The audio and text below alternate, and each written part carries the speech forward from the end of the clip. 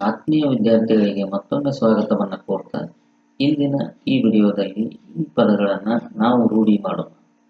ಮಕ್ಕಳೇ, ನೀವು ಸಹ ನಾನು ಹೇಳಿದಂತೆ ಸ್ಪಷ್ಟವಾಗಿ ಹೇಳಿರಿ. ಋಣ, ಋಣ. ಛಲ, ಛಲ. ಘನ, ಘನ. ರಣ, ರಣ. ಕನ, ಕನ. ಒಳ, ಒಳ. ವನ, ವನ. ಚರಣ, ಚರಣ. ಮರಣ, ಮರಣ. ಮರಣ. ಔತಣ, ಔತಣ.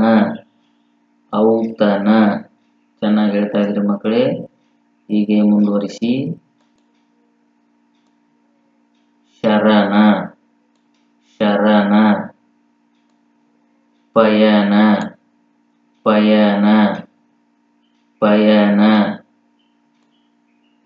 ಘನ, ಘನ. ಘನ, ಘನ. ಕನ, ಕನ. ಕನ, ಕನ. ಕನ, ಕನ.